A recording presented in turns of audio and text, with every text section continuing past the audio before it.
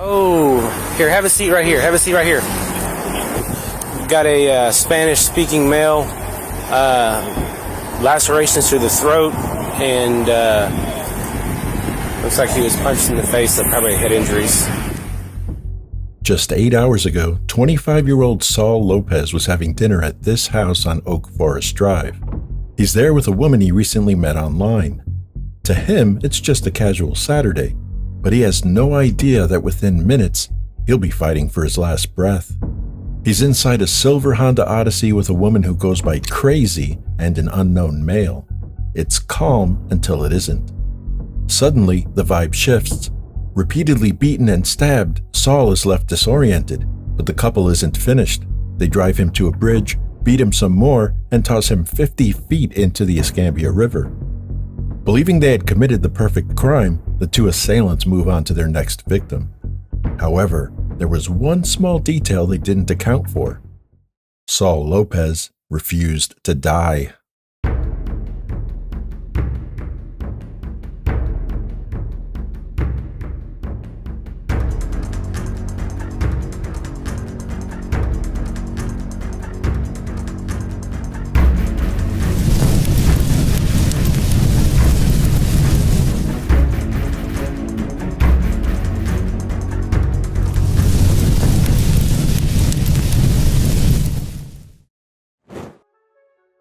October 8th, 2023, Pensacola, Florida.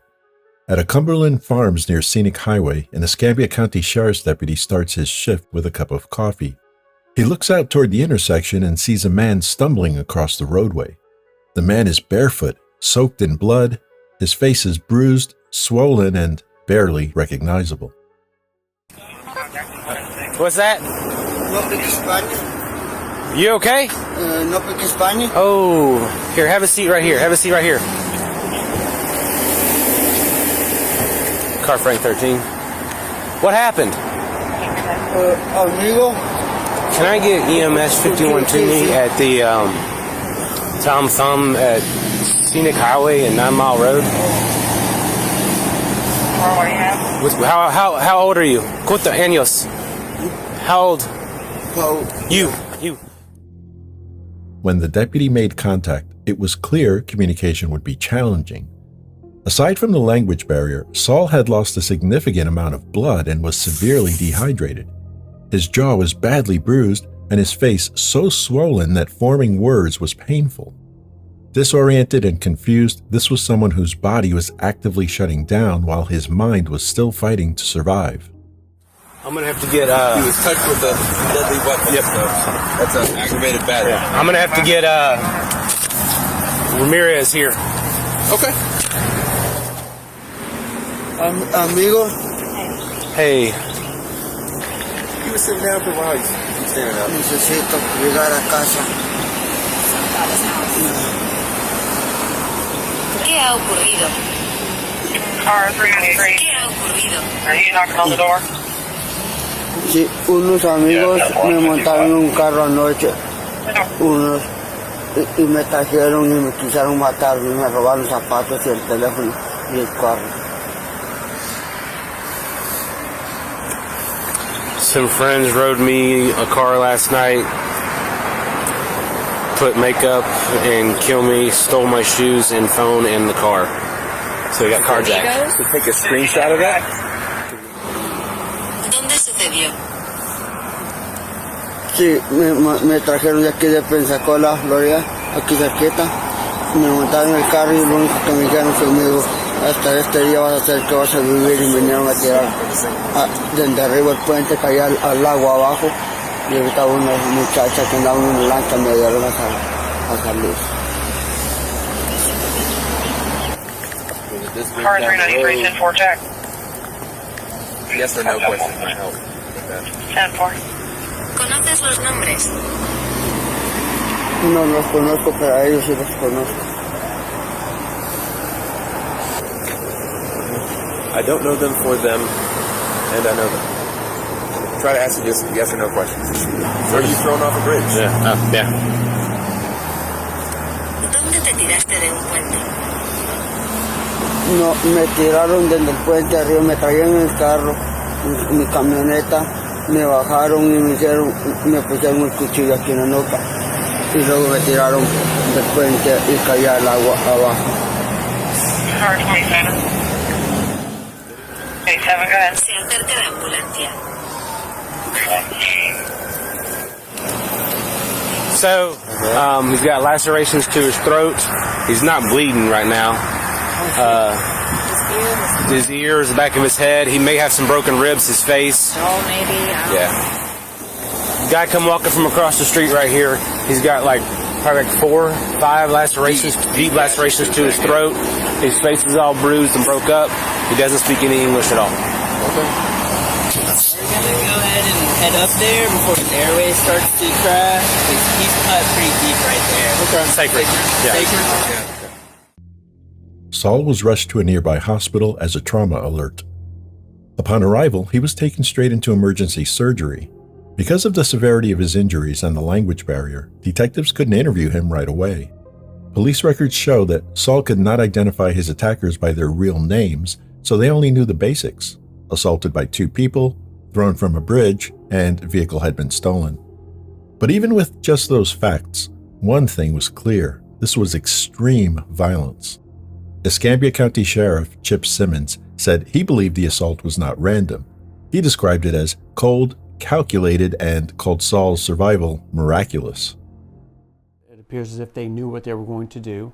In fact, I think they tell him what they were going to do, so much so that they take not only his money, they take his cell phone, then ultimately they take his shoes. So it seems like they took everything that they could, including trying to take his life, which ended up being an attempted murder, a cold and calculated attempted murder. Deputies immediately began searching for Saul's stolen Honda Odyssey. They didn't have to look far. A VIN check revealed the van had been found burned earlier that same morning, roughly 20 miles south of where Saul flagged down the deputy. That detail told investigators something important. This wasn't just about hurting Saul, it was about erasing him. The next day, Detective Martinez finally interviewed Saul at the hospital. That's when the story started to come into focus. Saul explained that about a week earlier he had received a Facebook friend request from an unknown woman, later identified as Natalie Fonseca. Online, she referred to herself as Crazy Fonseca. From Saul's perspective, nothing about this felt strange. He accepted the request and they started messaging. It seemed normal to him. Detective Martinez later broke it down for the court. Go ahead and take a seat. Hi, how are you, Armin? You may. Good afternoon. Please state your name and spell your last name for the record. Lionel Martinez Jr., Martinez. And Mr. Martinez, where are you employed? With the Escambia County Sheriff's Office. In what capacity? I am an investigator of major crimes. And back in October 2023, did you become involved in cases involving a Mathis Reynolds and a Natalie Fonseca? Yes, I did. Can you please explain to the court how you became involved in the investigation and what you did as a part of the investigation? Yes, sir. I got assigned the case on October 9th. Being the only Spanish-speaking investigator of major crimes, I reviewed the reports from the initial deputy and also the deputy who spoke the victim at the hospital. I wanted to get firsthand perspective from the victim, so I went up to Sacred Heart. He was still in the hospital. Spoke to him there, got some more details. He told me that he had met a female who had sent him a friend request on Facebook on October the 6th. That female reached out to him saying that she was hungry and wanted some food, asked for a pizza or some McDonald's. And he said, instead of that, can I get you some tacos? And she agreed to give him some tacos. He met with her, did the tacos, took her to her house. Uneventful that day. The following day, October 7th, Natalie contacted him again and asked to see him. Saul said he was at work, but agreed to stop by later that evening after cashing his paycheck. When he arrived at her house, Natalie said she needed to pick up her cat from an unknown location. Saul offered to drive, but she insisted on driving herself, telling him he didn't know where they were going. It seemed like a simple request, but it was actually a compliance test. When Natalie insisted on driving, she was taking control of the environment. Saul thought he was just being a gentleman, but to a predator, he was signaling that he wouldn't offer any resistance. They made the trip and returned to the house without incident. Natalie went inside with the cat while Saul waited in the van. Minutes later, she emerged, but this time she wasn't alone. Next to her was a man later identified as 31-year-old Nafis Reynolds. They both climbed in, and at some point, Nafis produced a firearm. Saul said he didn't think much of it at first, but that would soon change. Natalie, again in the driver's seat, told him they were going to a cookout at her uncle's house, so they drove together. Once they were there, they had some drinks, they had some hamburgers.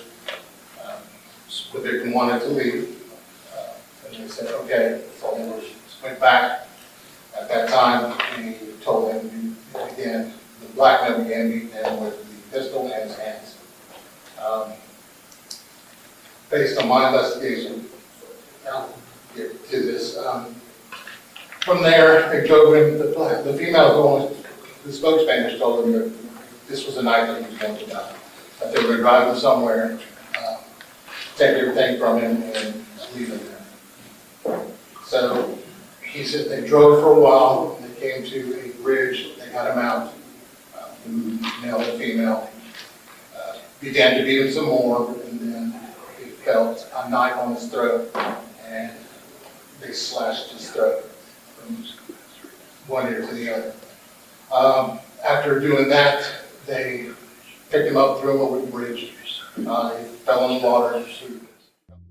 Saul explained that after he hit the water, he felt a stinging sensation along his neck from the wounds, but was desperate to stay afloat. He swam to a small patch of land and waited in the darkness, exhausted and bleeding. At first light, he managed to flag down a passing boat. They brought him to shore, and from there, Saul summoned the last of his strength to walk for help. Eventually, he reached a convenience store near Scenic Highway where a sheriff's deputy happened to be grabbing coffee before his shift. That coincidence saved Saul's life.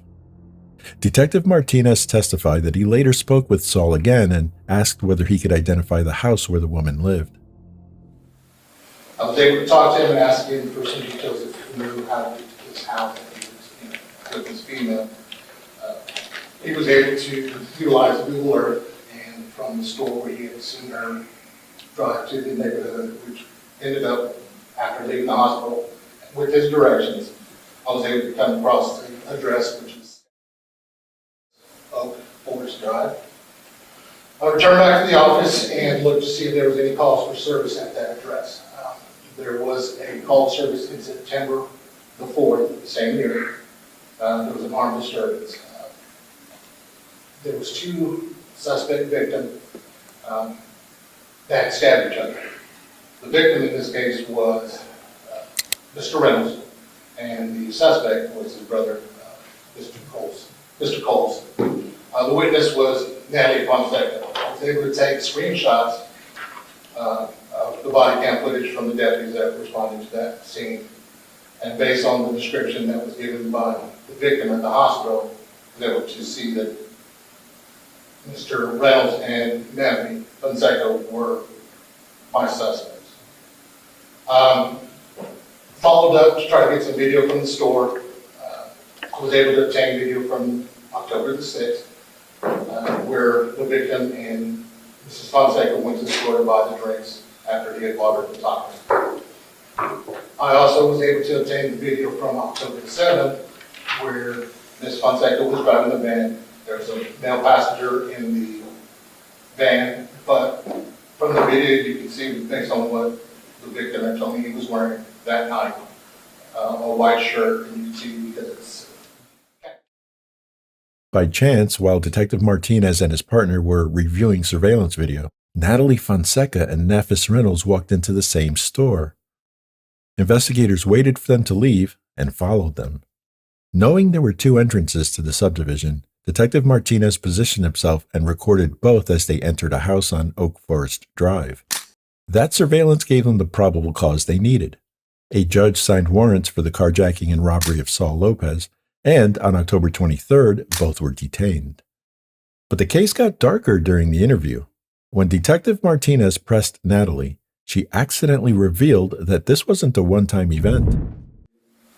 While interviewing Ms. Fonseca, I asked her, this is about the Mexican food, from the store, and she started to tell me about the details about picking him up at the Circle K, taking him to the house, parking. She went in the house, and by the time she came out, everything had already happened, and he was gone. And I was a little confused. I was like, that's not, Mexican at the store I'm talking about. I'm talking about the one that had his throat cut. And then she just sat back in her chair and was like, oh. I said, because he didn't die.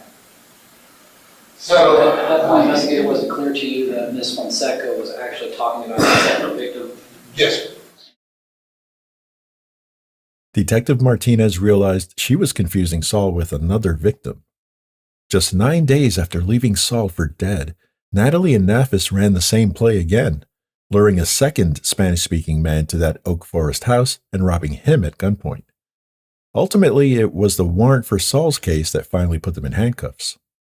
But prosecutors still had one major concern. The defense could argue that Saul's initial identification of the suspects happened in a hospital bed while he was traumatized and medicated, therefore it could be unreliable. So, in December, weeks after the suspects were locked up, detectives brought Saul back in. They needed him to look at a photo lineup and to put a face to the nightmare once and for all. Sí. Quizá.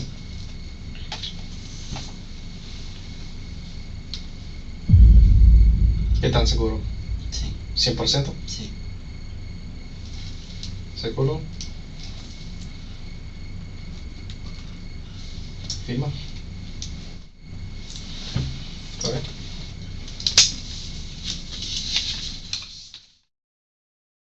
Saul didn't hesitate. He easily picked out Natalie Fonseca, the woman who lured him, the woman he referred to as a friend. But he wasn't done. He still had to identify the man holding the gun, who was considered the primary enforcer.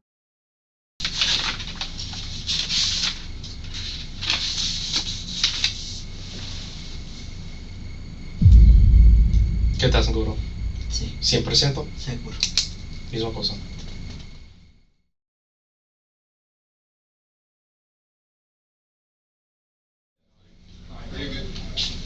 ¿Vamos a entrar?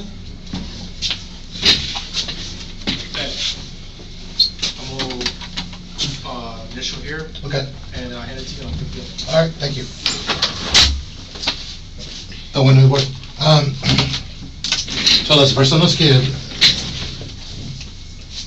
te enseñaron en las fotos, estos son las personas que te secuestraron, te golpearon, Sí, y te robaron de la camioneta. sí. Okay. ¿Y qué más te recuerdas de esa noche? Pues como le digo yo, pues cuando usted me preguntó, pues no me recuerdo mucho, porque sí, no dejé de, o sea, no me acordaba mucho porque todavía me dolía, pero durante me tuvieron allá, pues ellos me golpearon con la pistola. Ajá. Y todo por todo el camino que me llevaban, entonces yo les decía que no me golpearan, ya después de eso no me dejaron de golpear los dos. De ahí me quitaron la llave de la camioneta, yo les decía que yo la llave no se la podía dar porque yo iba a manejar, entonces me las quitaron. Ya luego llegaron allá, ya puesto allá fue cuando me dijeron que iba a ser el último día que iba a vivir, y ya cuando ellos me bajaron de la camioneta y me dijeron que me hincara, pues yo me bajé y me hinqué. Ya cuando solo me hinqué fue cuando ya sentí que me agarraron del pelo y me doblaron la nuca para atrás, y entonces pues ya yo no vi de si fue ella o fue él, pero ella sí estaba atrás de mí y él estaba enfrente. Y como ya estaba oscuro, pues yo no, ya cuando me recuerdo cuando yo sentí la primera cortada, pues fue cuando yo pegué el grito, y ya después de eso yo no me di cuenta nada más. With that ID locked in, the state attorney had everything needed to upgrade the charges to attempted first-degree murder, putting life sentences on the table. Both defendants initially pleaded not guilty, but the evidence against them was overwhelming. Facing the possibility of life in prison if convicted, both Natalie Fonseca and Nafis Reynolds decided it was in their best interests to enter no contest pleas. The September 2025 plea deal reduced charges to attempted second-degree murder, carjacking, and kidnapping with a max prison term of 30 years. Before the judge handed down the sentences, she gave them one last opportunity to speak, a moment to show remorse, take accountability, or ask for leniency. Natalie, who was essentially the bait in a violent honey trap, went first. There are no words for what both the victim and myself have experienced. Even words tripping with me leave so much unsaid. I can never get down on paper the mental, emotional, and physical abuse that has developed from being in a relationship with Mr. Reynolds since July 9, 2015. I felt the need to protect someone who created trauma within me and took advantage of my vulnerability. This phase in my life where my freedom was paused has taught me about life, and most importantly about myself. Not everyone has good intentions in life. Mr. Reynolds persuaded my mentor with rainbows and unicorns to get me out of my mother's house at the age of 16. Where I was once pure, enjoying life as a teen, I thought love was what I found, but love only became a mental illness.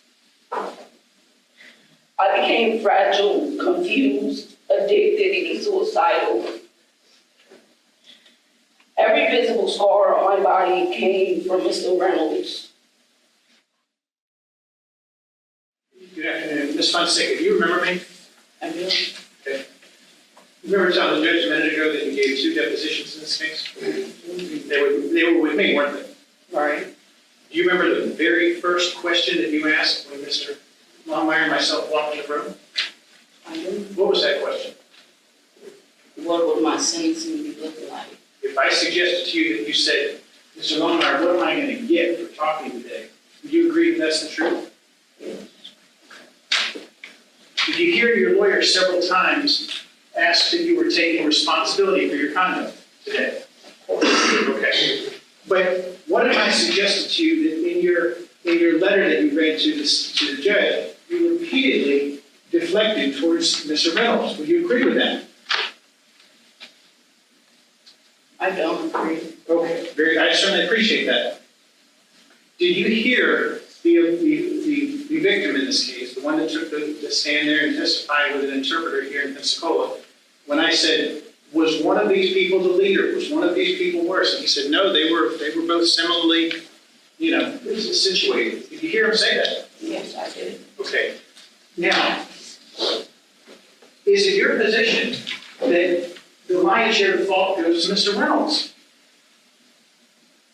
Because listening to you read that letter makes me think that's what you're trying to say. I took accountability for my own actions. Okay, what were your actions? I could have spoke up when I had the chance, but I didn't. Well, when you say the chance is to speak up and tell the truth, are you referring to the 2 times that Mr. Longmire came out to the jail to depose you? No, at the time of the incident, when it was occurring. Would you acknowledge that you were not fully truthful at either of the 2 times that Mr. Longmire and I came out to see you? I was truthful. Okay, so that's my question. Mr. Longmire? So to kind of echo what Mr. Mitchell is asking you, you remember I did come out and speak with you, correct? And when I did, on both those occasions, certainly the last occasion, did I not say to you that, Ms. Fonseca, I don't believe that you were telling me the complete truth? Did I tell you that? You did say that. Did I further tell you that I felt like you were minimizing your role in the situation? You did say that. All right. And now you heard me ask Investigator Martinez about when he saw you and Mr. Reynolds at the store. Did you hear me ask him about that? I did. And so when you were at the store with Mr. Reynolds, you didn't try to run or get help at any point, did you? I did not. And then on the night where Mr. had his throat sliced and thrown off of the bridge, you didn't do anything to help Mr. Did you? I did not. Call 911 on that night? I did. And then when you all left from throwing him off of the bridge, telling him go with Mr. Reynolds out to that new area to construct that public? Did you go with Mr. Reynolds then? Being forced into this whole situation, I did go. Okay, so that's your position. You were forced in. But after the van was set on fire, did you also leave with Mr. Reynolds? Yeah, Go back to that house, take a shower, climb in that bed, go to sleep? yeah. And then after that situation, nearly 8 days later, on October 16th, did you again go with Mr. Reynolds and participate in a robbery of Mr. Sanchez? I did not participate. And I appreciate the fact that you said that. Let me ask you this way. Without you, would Mr. Sanchez ever ended up on Oak Forest Drive? Yes or no? Okay, so Mr. Sanchez only ended up there because he took you home, correct? Correct. And then when law enforcement found you and Mr. Reynolds and arrested you on October 23rd, did you not have the backpack on your back with Mr. Sanchez's items in it? I did. And let me ask you, what's the last line of your letter? I and Adam said I'm a victim. No, see, that's where you're wrong. Aren't the victims Mr. and Mr. Sanchez? Why would you consider me as a victim? Answer my question. Are they the victims or are you the victim today? All three of us are. Nothing further good. Mr. Early? Rather than fully accepting responsibility, Natalie emphasized her own struggles and circumstances. She offered explanations that shifted the blame away from herself and portrayed herself as under the influence of Nafis. With that, the court turned to Nafis Reynolds. Mr. Reynolds, how are you? How are you? Can you hear me? Yes, sir. Okay. Sometimes I don't speak loudly enough, and it's a bad habit, but we got to speak loudly today, okay? Yes, sir. All right. Now, sir, your audience is both Judge Nobles as well as the victims in this case, you can see on the screen as well as in the stands, okay? Are you nervous? Yes. Okay. If any of my questions are unclear, you let me know. The same goes with Judge Nobles as well as Mr. Longmire, right? Have you thought about what you'd like to say to Judge Nobles and the victims in this case? Yeah, I have. The microphone is yours, sir.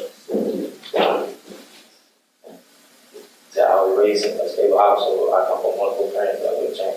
That I would change for nothing in this world.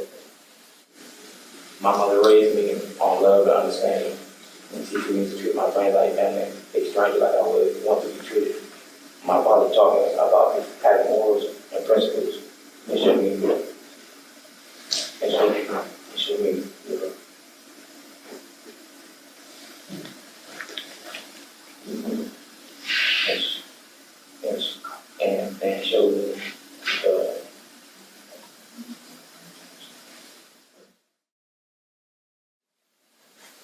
I would like to apologize for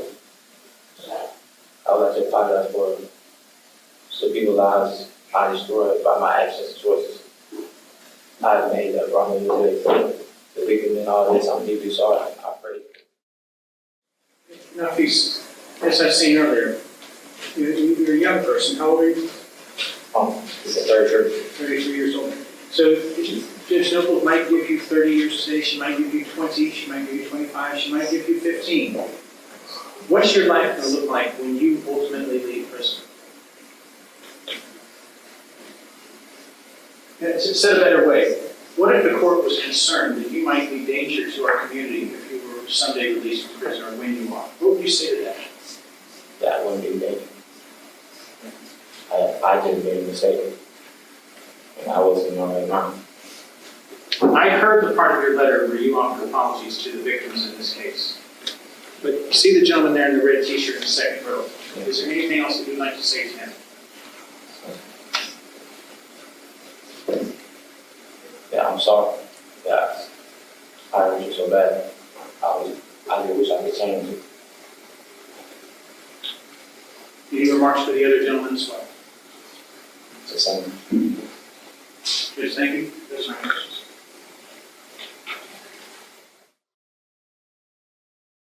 The sheer violence of what happened to Mr. is, in his letter to me, he said that Ms. Fonseca looked at him and said, something along the lines of, "This is your last day to live." I cannot imagine the fear. He then said she grabbed his hair and pulled it backwards, and Mr. Reynolds slit his throat. And I believe it was 3 times. That, in and of itself, is enough to convince me to the sentence that I am going to sentence.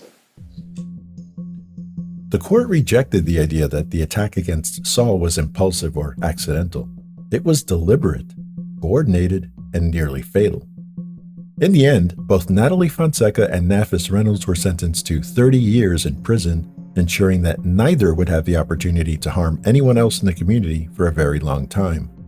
What isn't clear, however, is how fully Saul ever recovered. Court documents show that both victims had the guts to stick around and see their cases through to sentencing. But what isn't in the file is how Saul is actually doing today. Trauma like that doesn't just vanish when the gavel bangs.